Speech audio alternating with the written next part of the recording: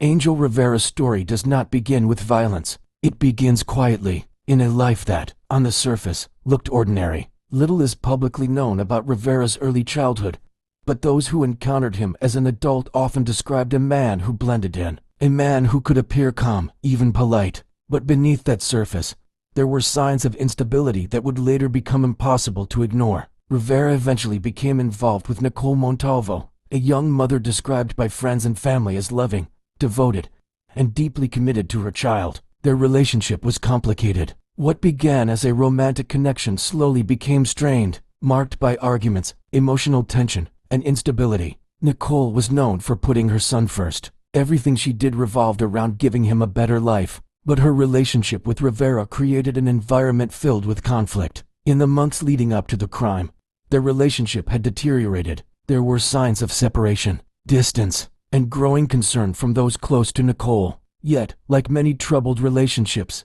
things didn't end cleanly. They lingered, and that lingering connection would soon become deadly. At the center of it all was a child, a young boy who would later become one of the most heartbreaking witnesses in the case. No one could have predicted how far things would go. No one could have imagined that this fractured relationship would end in one of the most disturbing crimes the community had ever seen. Because what happened next was not just murder. It was something far darker and far more brutal. In October 2019, Nicole Montalvo vanished. At first, it seemed like a missing persons case. Friends and family grew concerned when they could not reach her. Her absence was unusual. She would never disappear without contacting her son. The alarm was raised quickly. Authorities began searching. Flyers were shared. People started asking questions. And one name kept coming up: Angel Rivera. As investigators began to piece together Nicole's last known movements, all roads led back to him. He was one of the last people known to have seen her alive.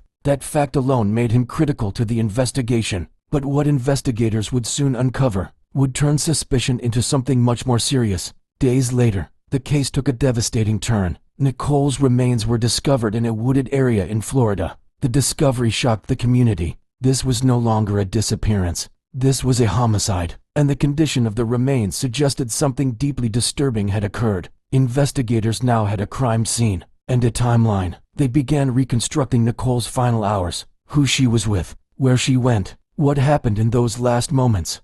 And again, everything pointed back to Rivera. But suspicion is not proof. Investigators needed more. They needed evidence. They needed a confession, or something just as powerful. And they were about to get it, because the next breakthrough would come from the most unexpected and heartbreaking source: a child. As the investigation intensified, detectives focused heavily on Angel Rivera. He was brought in for questioning. At first, like many suspects, he denied involvement. He attempted to distance himself from Nicole's disappearance. But investigators were not convinced. They had already begun building a case, one piece at a time. Then came the moment that changed everything. Nicole's young son began speaking to authorities. What he described was chilling. He placed Rivera at the center of a violent act. His account suggested that he had witnessed something no child should ever see. This testimony became a critical turning point. Investigators now had more than suspicion. They had a narrative, a horrifying one. During further questioning,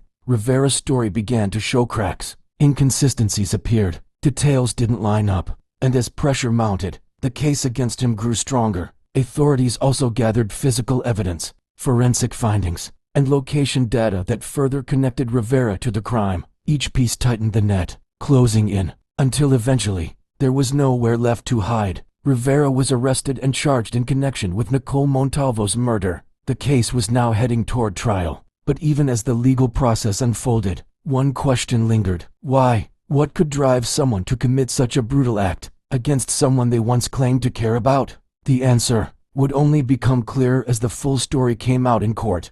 The trial of Angel Rivera revealed the full extent of the tragedy. Prosecutors laid out the evidence piece by piece. They told the story of Nicole Montalvo's final hours and the violence she endured. The courtroom heard about the strained relationship, the arguments, and the events that escalated into something irreversible. Perhaps the most emotional moments came when Nicole's son's statements were discussed. His words painted a picture that was impossible to ignore. A child's account, simple but devastating. The defense attempted to challenge the evidence. They questioned timelines. They pushed back against the prosecution's narrative. But the weight of the case was overwhelming. Forensic evidence, witness testimony, and the consistency of the investigation all pointed in one direction, toward Rivera. In the end, the jury reached a verdict. Angel Rivera was found guilty in the murder of Nicole Montalvo. Justice, in the eyes of the law, had been served, but for Nicole's family, there was no true closure, only loss, only grief, and the lifelong impact of a crime that should have never happened. Nicole is remembered not for how she died,